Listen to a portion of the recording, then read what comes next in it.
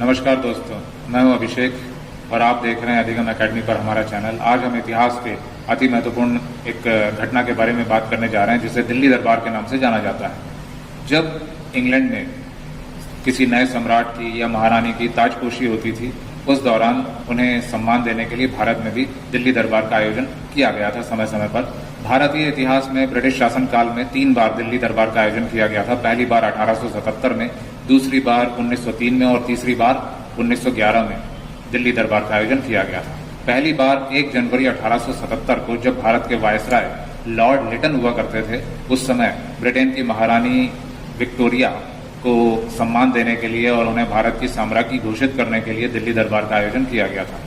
1877 में 1 जनवरी को जब दिल्ली दरबार का आयोजन किया गया, तब महारानी को विशेष मान सम्मान प्रदान किया गया, उन्हें ताज पहनाया गया भारत का। और इस अवसर पर वे देशी रियासतें जो कि ब्रिटेन के शाही परिवार के अधीन मानी जाती थी या अंग्रेजों के अधीन मानी जाती थी, उनके प्रतिनिधि भी इस कार्यक्रम में शामिल हुए।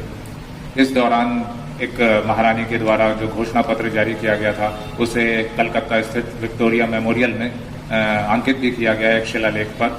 यह एक बड़ी महत्वपूर्ण घटना थी और इस दौरान ब्रिटेन की महारानी क्वीन विक्टोरिया को एक सम्मान भी प्रदान किया गया, जिसे कि केसरे हिंद के नाम से जाना जाता है, जो कि भारत का एक बड़ा महत्वपूर्ण सम्मान हुआ करता था।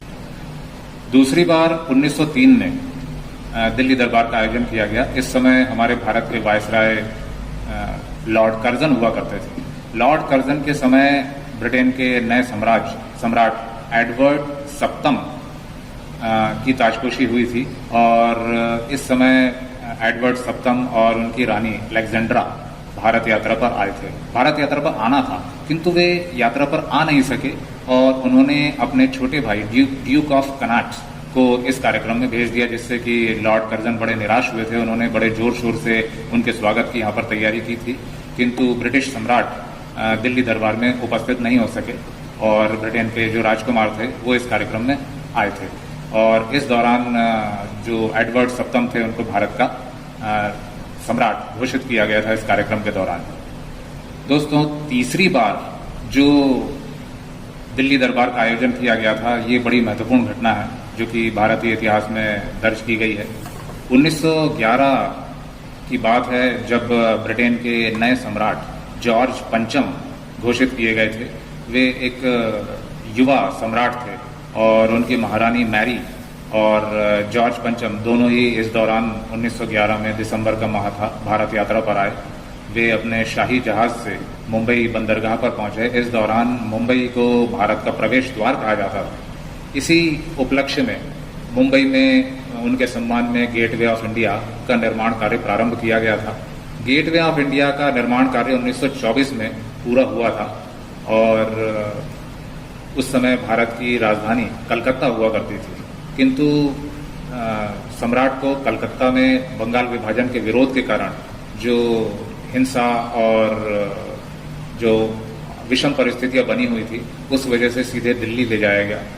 ब्रिटेन के सम्राट जॉर्ज पंचम नए सम्राट बने थे और वे भारतीयों को कुछ तोहफा देना चाहते थे। तो इस दौरान उन्होंने जो 1911 में जो दिल्ली दरबार आयोजित किया गया, इस अवसर पर उन्होंने भारतीयों को तोहफे के रूप में बंगाल विभाजन को रद्द किए जाने की घोषणा की। 1905 में लॉर्ड कर्जन के समय में बंगाल विभाजन किया गया था। यह विभाजन सांप्रदायिक आधार पर किया गया था और भारतीय इसका लगातार विरोध कर रहे थे। बंगाल को पूर्वी बंगाल और पश्चिम बंगाल में विभाजित कर दिया गया था। बंगाल उस समय अंग्रेज विरोधी गतिविधियों का प्रमुख केंद्र भी था और राजधानी कोलकाता हुआ करती थी। तो अंग्रेजों ने यहाँ पर फूट डालो और शासन करो की नीति के तहत बंगाल का सांप्रदायिक आधार पर विभाजन किया था और भारतीयों के विरोध का सामना उन्हें करना पड़ रहा था। तो उपहार स्वरूप यहाँ पर जो ब्रिटेन के राजा जॉर्ज पंचम भारत आए थे, उन्होंने बंगाल विभाजन को रद्द करने की घोषणा की। इस बंगाल विभाजन को रद्द कर देने के पश्चात भी बंगाल अपनी पूर्ववत स्थिति में तो नहीं आ पाया, इससे उड़ीसा को अलग कर दिया गया था। तो 1911 में जो दिल्ली दरबार का आयोजन किया गया था, ये बड़ी महत्वपूर्ण घटना थी। दूसरी और बड़ी अहम घोषणा जॉर्ज पंचम ने की थी 1911 में, जो कि भारत की राजधानी परिवर्तन से संबंधित थी।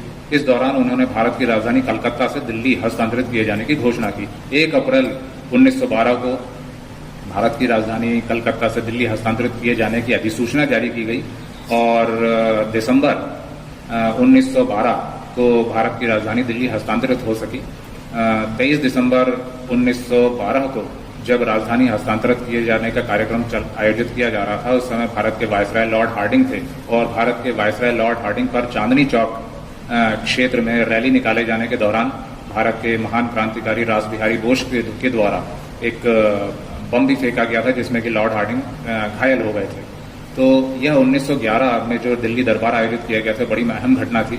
इस दौरान भी एक भव्य दरबार आयोजित किया गया। इस अवसर पर भारत के सभी रियासतों के जो प्रमुख थे, वे जॉर्ज पंचम को सम्मान देने के लिए दिल्ली पहुंचे और दरबार में इस समय सेना के जवानों को बहुत से पदक बांटे गए।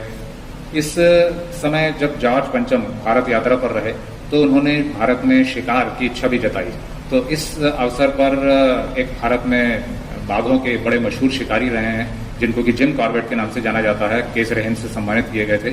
जिम कॉर्बेट को बुलाया गया और हिमालय की तराई वाले क्षेत्र में, नेपाल की जो तराई वाला क्षेत्र है, यहाँ पर ब्रिटेन के सम्राट जॉर्ज पंचम और उनकी टीम ने कुल 39 बाघ और 18 गेंडों का शिकार किया था। एक सींग वाला गैंडा जो मुख्य रूप से असम वाले क्षेत्र में पाया जाता है, इनका शिकार उनके द्वारा किया गया था। तो ये भारतीय इतिहास की बड़ी प्रमुख घटना थी दोस्तों। यह था भारतीय इतिहास में बड़ी महत्वपूर्ण घटना, जिसमें कि भारत की राजधानी कलकत्ता से दिल्ली हस्तांतरित हुई और साथ ही साथ बंगाल विभाजन हुआ। तो आज के लिए बस इतना ही काफी है। इसके पश्चात अब हम अगले वीडियो में फिर मुलाकात करेंगे। नमस्कार।